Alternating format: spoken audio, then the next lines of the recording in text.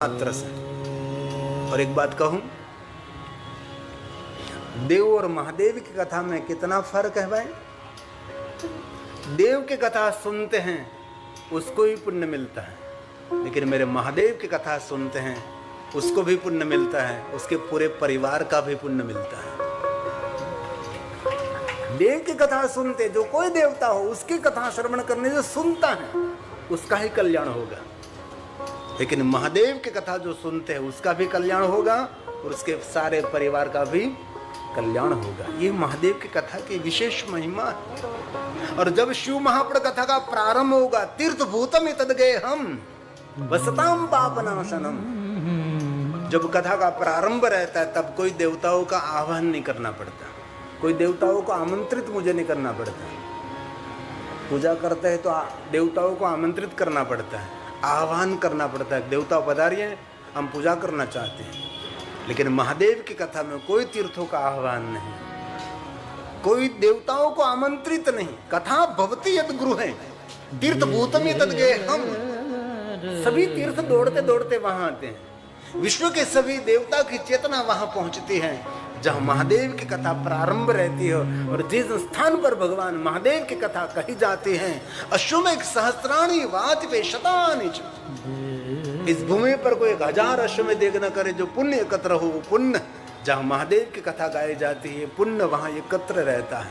वाजपे शतानि च, सैकड़ों सैकड़ों यज्ञ का पुण्य जहां महादेव की कथा गाई जाती है भूमि पर ये पुण्य एकत्र रहता है। और ये भूमि तो बड़ी पुण्यवान भूमि है जो कि हम कल्याणेश्वर महादेव के पास में बैठे हैं। और जो कोई कथा सुनता है, चतुर्वेद प्रदम शेवम, धर्म अर्थ काम और मोक्ष उनको मिलेगा। 4 पुरुषार्थ, चरित्रम देव देवस्य महादेव समपारम परमोदारम चतुर्वर्ग से साधनम, जीवन जीने के लिए धर्म अर्थ काम और मोक्ष उनको मांगना नहीं पड़ता, वैसे ही मिलेगा। ऐसा शिव महापुर ग्रंथ में भगवान व्यास जी ने बहुत सुंदर कहा है। और कहा गायन्त्यो अहर्निशम,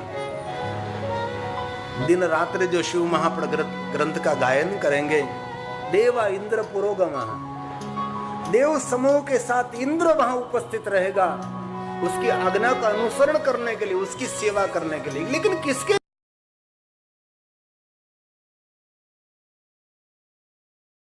बारे में गलतफहमी, इतनी महादेव के बारे में ना समझी, पता नहीं।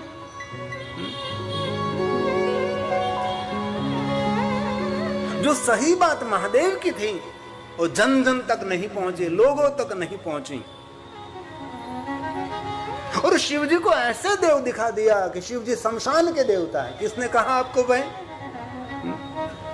शिव जी गांजा धतूरा भांग पीने वाला देव है, किसने कहा आपको? कहां से आप लाए? शिव जी ने शमशान की भस्म लगाई, कहां से लगाई? कौन सी लगाई? कौन मर गया था उसकी भस्म शिव जी ने लगाई? ऐसे भी प्रश्नार्थ हैं। महादेव को ऐसे रूप में लोगों के सामने प्रदर्शित किया और बहुत सारे लोगों ने शिव जी को छोड़ भी दिया। महादेव सबसे निराला है, महादेव सबसे जुदा है।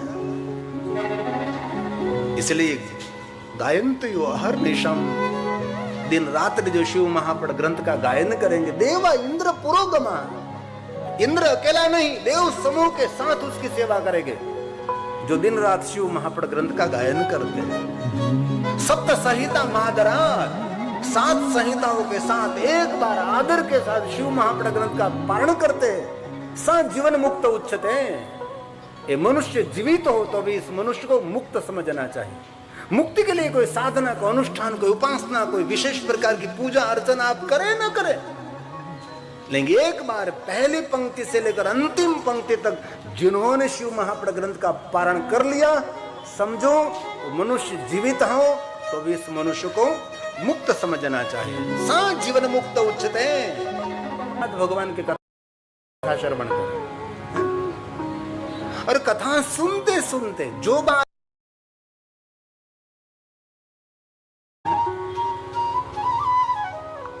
महादेव की दुनिया सबसे जुदी है, महादेव की दुनिया सबसे निराली है।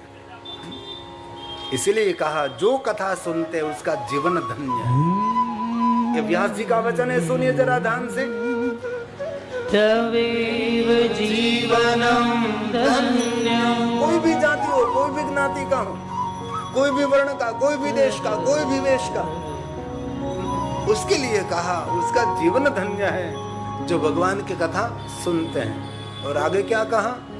तवेव जन्म सफलम। जो कथा सुनते तवेव जन्म सफलम। और मैं जो आपके समक्ष कह रहा हूं ये श्लोकात्मक कह रहा हूं। और एक बात याद रखिए, ये शिव महापुराण तोटका शास्त्र नहीं है, और मेरा महादेव तोटके का प्रयोग करने के देव भी नहीं है। आजकल लोगों ने शिव महापुराण को पकड़कर लोगों में इतनी गलतफहमी फैला दी। अरे भाई श्लोकात्मक बात करो, शिव महापुराण में कही हुई तो करो। है? लोगों को भ्रमित करना, भ्रम फैलाना, ये तो पुराण का अनादर हो जाता है। कितनी गलत बात, कितनी झूठी बात फैली। शिव महापुराण कोई तोटका शास्त्र तो नहीं है ना, इसमें तोटके ही दिए गए हैं और कुछ है ही नहीं। हम लोग इतनी लालचू प्रजा है हमारी, भोले भाले नहीं है, लालचू है। इतनी लालच से भरी हुई प्रजा है। हम लोग गुलाम क्यों हुए? इसलिए तो गुलाम बने। विधर्मियों ने हमारे पर राज क्यों किया? क्योंकि हम सब लालचू हैं, लालची प्रजा है। और शिव महापुराण ग्रंथ में कहा लालची भक्ति को कलंकित भक्ति के रूप में दिखाना चाहिए। इस भक्ति को कहा व्यभिचारिणी भक्ति। भक्ति के दो प्रकार हैं ना, व्यभिचारिणी भक्ति और अव्यभिचारिणी भक्ति, जिनमें भगवान के सामने कोई कामना नहीं, कोई मांगने की इच्छा ही नहीं, अरे मोक्ष और मुक्ति की कोई इच्छा नहीं। इस भक्ति को कही अव्यभिचारिणी भक्ति, जिन भक्ति को कहते सद्भक्ति, इसको कहते उच्चतर भक्ति। धन्य तवेव जन्म सफलम, जो कथा सुनते हैं। और कहा जो कथा सुनते हैं जननी धन्य, माता धन्य है। जो कथा सुनते हैं जन को धन्य, उसका पिता धन्य। ये मैं नहीं कह रहा हूँ, व्यास जी बोल रहे हैं। तवेव जननी धन्य, तवेव जन को धन्य। पहले कहा जीवनम धन्य, दूसरी बात के जन्म सफलम, तीसरी बात के जननी धन्य, और चौथी बात के जन को धन्यम। जो कथा सुनते उसके लिए कहा।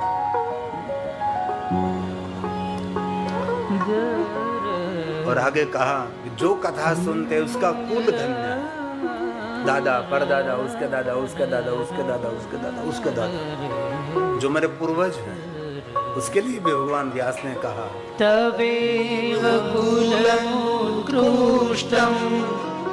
सत्यं सत्यं न संशय। मैं सत्य कहता हूँ, मैं सत्य कहता हूँ, मैं सत्य कहता हूँ, मेरे बात पर संशय मत करना। क्यों कहा भाई? ये शब्द भगवान व्यास जी को क्यों बोलना पड़ा? क्योंकि मनुष्य संशयशील प्राणी है। बात बात में संशय करता है, बात बात में संशय करता है ना? जिनके मन में संशय रहता है उनकी जल्दी टिकट फटती है। संशय आत्मा विनश्यति, उसका विनाश हो जाता है। इसलिए कभी कोई बात पर संशय नहीं करना। इसलिए कहा सत्यम सत्यम न संशय है।